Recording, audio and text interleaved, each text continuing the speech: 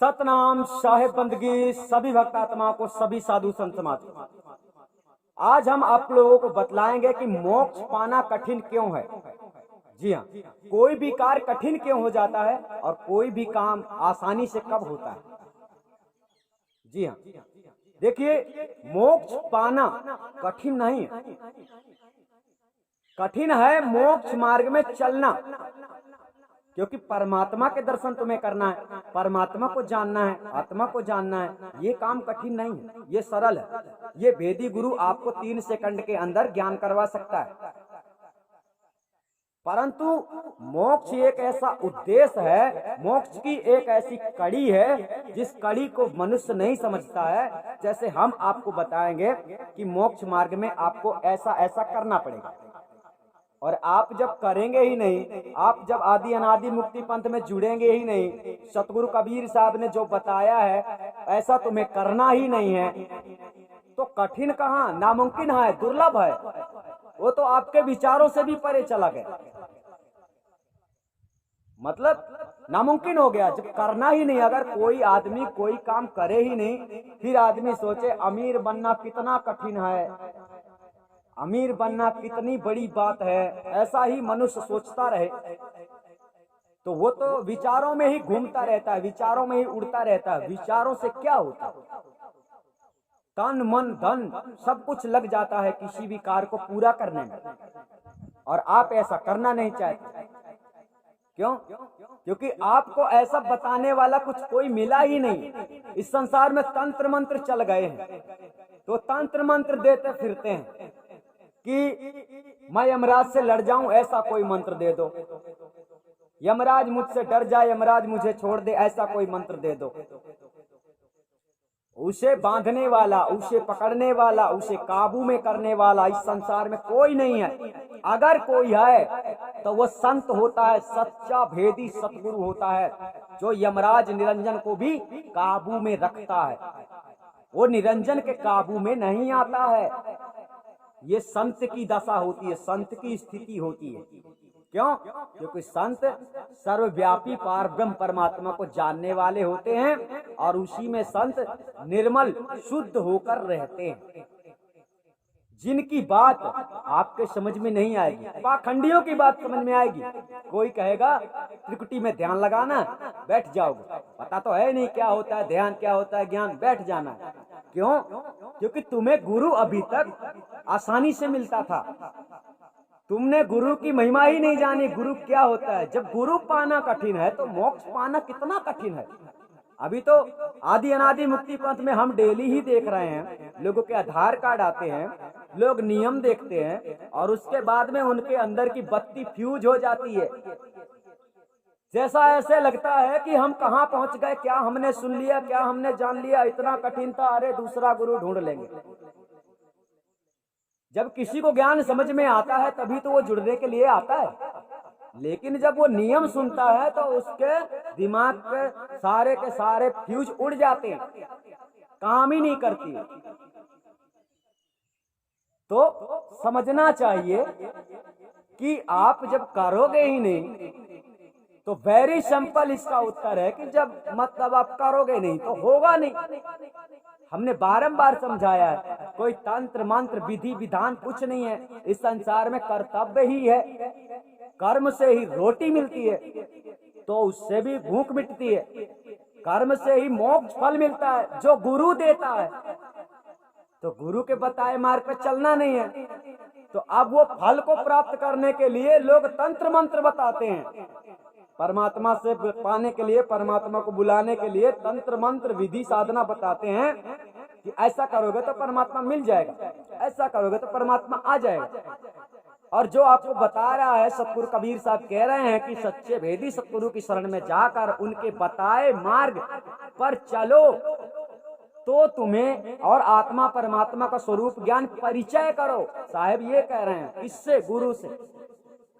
ऐसी बात समझ में नहीं आती है, मन में जो आया। अब बात वही है, 17 लोगों के सत्संग सुनोगे तो 17 लोगों के ज्ञान जो है अलग अलग आपके समझ में आएंगे। इस दुनिया में हम ही एक ऐसे हैं जो हम बोल रहे हैं कि परमात्मा के दर्शन गुरु करवाता है, और वही बात सतगुरु कबीर साहब ने बताई। लेकिन अब इस संसार में लोग क्या कहते हैं कि कबीर साहब ने परमात्मा को मिलाया नहीं, लखाया है। अब लखाया का मतलब इशारा है, 3-5 आप लोगों को बतलाते हैं। लखाने का मतलब ही परिचय होता है, परिचय करवाना। बोलने में नहीं आता, अगर बोलने में आता उसका जो नाम है, जो वो स्वयं है, वो बोलने में नहीं आता, वो शब्द स्वरूप है ना। तो ये बात आप लोगों के समझ में नहीं आ रही।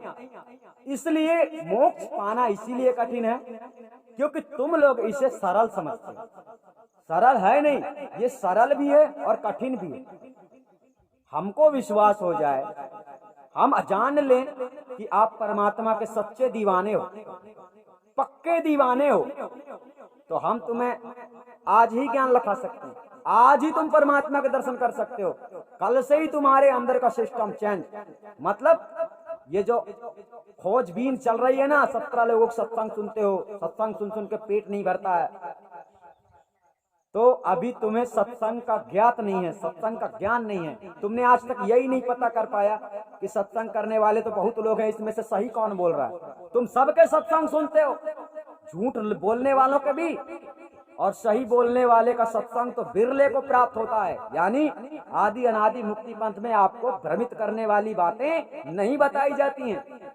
तो आपको अपना कल्याण करवाना है, करना है कि नहीं करना है, ये आपको अधिकार है। इसलिए आप नहीं करते हो, इसलिए होता ही नहीं है। कठिन नहीं है। कठिन क्या है? आदमी 100 रुपया कमाता है तो क्या 20 रुपया दान नहीं कर सकता? 80 रुपया में घर नहीं चला सकता? एग्जाम्पल, उदाहरण की बात। अपने जीवन में आप जो भी करते हो, ये ऐसा संविधान है कि आपके अंदर किसी प्रकार के बुरे कर्म अगर आपने किए हैं तो आपके दोष नष्ट हो जाएं। इसलिए सेवा का जो रास्ता दिया जाता है ये अति आवश्यक है, वरना पैसे नहीं लगते हैं, ऐसा मत सोचो। लेकिन आपको ऐसा लगता है कि पैसे लगते हैं। आप ये नहीं सोचते हो कि हम सेवक हैं, हमें सेवा का अवसर मिल रहा है। और सेवा का अवसर वो समझता है जो सच्चा परमात्मा का भक्त होता है, जो जानता है कि ये संसार तो मिथ्या है, क्या करेंगे धन इकट्ठा करके, कहाँ लेकर जाएंगे धन, वहां तो कुछ जाता नहीं है कि चलो वहां घटेगा बढ़ेगा तो हिसाब कर देंगे, लो भाई हमने पहले नहीं किया तो अब कर लो, वहां तो जाता ही नहीं है। जो कर दिया वही वहां जाता है। बने तो कुछ भजन कर ले, वही एक साथ जाता है, समझे? तो भजन क्या है? मन की तरंग मार लो, बस हो गया भजन। आदत बुरी सुधार लो, बस हो गया भजन। नेकी जो बन सके तो सबके साथ में करो, मत सिर बदी का भार लो, बस हो गया भजन। अधिक विचार करने की आवश्यकता नहीं है। हो सकता है तो किसी का अच्छा करो, परंतु बुरे तो आपने पहले ही से कितना कर दिया होगा पता नहीं, और नहीं किया होगा तो करना भी मत। बुरा क्या है सही क्या है यही आपको जानने में बड़ा समय लग जाता है। तो मोक्ष पाना कठिन इसलिए है क्योंकि मोक्ष मार्ग में चलने से लोग डर जाते हैं। क्योंकि आदि अनादि मुक्ति पंथ में ऐसे हजारों आधार कार्ड आ चुके हैं जिनके आने के बाद और नियम को सुनने के बाद उनके आंखों के मतलब आंखों में पट्टी सी लग गई है, मतलब अब वो अंधे हो गए हैं, शायद उनको दिखता नहीं है कि मुझे करना है। पहले बोलते हैं जुड़ना है, नियम बता दो, नियम पता चला बात खत्म। तो हमें इस बात की परवाह नहीं है क्योंकि हम तुम्हें खींचने वाले नहीं, तुम्हें खुद निर्णय करना होगा। इस संसार में तुम्हें खुद निर्णय करना होगा कि हमारा सच्चा गुरु कौन है, हमारा सतगुरु कौन है, हमें सही रास्ता देने वाला गुरु कौन है। ठीक है, क्योंकि यमदूत जो है इस संसार में अपना काम बड़े कारोबार अच्छा काम झाम से कर रहे हैं, और हम भी जो सतगुरु का सच्चा ज्ञान है उसे आप लोगों तक पहुंचा रहे हैं। समझ में आ जाए तो खुशी की बात है, ना समझ में आए तो भी खुशी की बात है, क्योंकि संत निर्विरोध होते हैं, यानी किसी का विरोध करने के लिए नहीं आते, प्रेम का पाठ पढ़ाने के लिए आते हैं। हम तो आज भी कहते हैं समस्त कबीरपंथी लोगों को, सेवकों को सपोर्ट करना चाहिए कि सभी कबीरपंथी आगे जाएं। ये तो नसीब का खेल है कि किसकी अंदर कितनी चेतना जागती है। जिसकी चेतना 90% जाग चुकी है या कि जाग जाएगी, वो जब तक परमात्मा को प्राप्त नहीं कर लेगा तब तक वो ठहरेगा ही नहीं। ठहरेगा नहीं मतलब गलत गुरु की शरण में रुकेगा ही नहीं वो। अगर आज भी पता चल गया है तो आज भी आपके अंदर का दिमाग चेंज हो जाएगा। क्यों? क्योंकि हमने आपको बताया है कि परमात्मा से आत्मा का ज्ञान, आत्मा परमात्मा का ज्ञान गुरु करवाता है, वो भी 3 सेकंड के अंदर, 5 सेकंड के अंदर। यही भेदी गुरु का काम है। साहब भी यही करते थे। साहब ने भी सार्थपद लिखाया था, तो साहब ने बताया था, धर्मदास तुम संत जाना परखो सार्थपद निर्वाण। जब उन्होंने परखाया था, हम आपको परिचय करवाएंगे और आपको परखना है उसे। तो यही बात, इतनी सी बात के लिए गुरु की शरण में जाकर गुरु के बताए मार्ग पे चलना पड़ता है। और गुरु के बताए मार्ग पे आप चलते ही नहीं हो, तो फिर आप ही बताओ मोक्ष कठिन कहाँ है? आप चलते नहीं हो तो कठिन की बात ही नहीं। हम तो उसे थाम लेंगे जो चल पड़े, एक बार चल तो पड़े, हम उसे थाम लेंगे। हम आपको कठिन रास्ता नहीं दे रहे हैं, बहुत आसान करके चलाना चाहते हैं। कठिन कर देंगे तो तुम सोच से भी, दिमाग से भी भक्ति को निकाल दोगे, लेकिन अभी ऐसा नहीं है। तो आप लोगों को समझ में आ गया होगा कि भक्ति कठिन नहीं है, भक्ति ना करने वालों के लिए कठिन है। अब जो माया को ही अर्पण कर दिया है सब, मतलब परेशान है, उसके पास टाइम ही नहीं भक्ति करने का, कुछ धर्म करने का है ही नहीं, तो वहां जाकर क्या हिसाब किताब देगा? हमारे यही समझ में नहीं आता है। क्या बताओगे वहां जाकर हमने ऐसा किया है? और वो तुम्हारे गलत चीजें निकाल देगा, तो तुमने उसके साथ ऐसा क्यों किया, तुमने उसके साथ ऐसा क्यों किया? तुम्हें पता है चीटी मटा कीड़ी कुंजड़ ये सब तुमसे गलतियों से होता है, और इन गलतियों से पाप जो हो जाते हैं ना, इनसे भी बचने के लिए निरंजन ने यज्ञ तप पूजा हवन का संविधान बनाया है। उनसे भी छूटने के लिए, उन पापों से बचने के लिए भी उसने यज्ञ पूजा का संविधान बनाया था। तो आप जब सतगुरु की भक्ति में लगते हैं तो वही बात आ जाती है कि संतों की सेवा में जो संतों की तपस्या का फल होता है वो आपके हिस्से में आ जाता है, जिससे पाप नष्ट हो जाते हैं और आपको मुक्ति प्राप्त करने का एक मौका प्राप्त हो जाता है। संतों को तुम कुछ दे रहे हो ऐसा मत सोचना।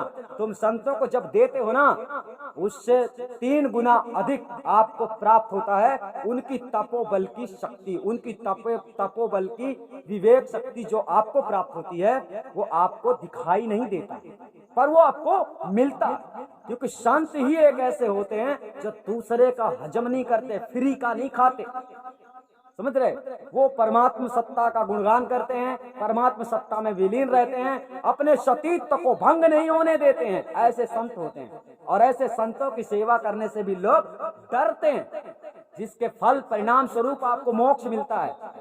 और ऐसे संतों के आप लोगों को दान करने की बात कही जाए, सेवा करने की बात कही जाए तो लोभी लालची समझ लेते हैं। ऐसा नहीं है, ऐसी विचारधारा आपकी है और इसे आप अपने पास ही रखो। तो आप लोग समझ गए होंगे मोक्ष पाना कठिन नहीं है, मोक्ष के मार्ग में चलना कठिन है। अब वही बात है, इस संसार में बहुत सारे लोग कहते हैं परमात्मा को खोजो, और हम कहते हैं परमात्मा को खोजो मत। परमात्मा को खोजने के लिए तुम्हें भेदी गुरु की शरण में जाना होता है। मतलब आप आदि अनादि मुक्ति पंथ में जुड़ जाओगे। आदि अनादि मुक्ति पंथ में बताए गए नियम जो भी हैं, अगर वो आप फॉलो करते हो तो आप मार्ग में चल रहे हो, भक्ति आपकी शुरू हो जाएगी। और जब तक नहीं आओगे तो भक्ति आपकी स्टार्ट भी नहीं होगी, क्योंकि आप लोगों को यमदूतों का ज्ञान सुनने को प्राप्त हो रहा है। परमात्मा को तो उन लोगों ने खुद सपने में नहीं देखा, तो तुम्हें वो हकीकत में क्या मिलवा देंगे? जपते रहो और खपड़ी में ध्यान लगाते रहो, शायद तुम्हारी मनोकामना पूर्ण हो नहीं सकती है, क्योंकि नामुमकिन है।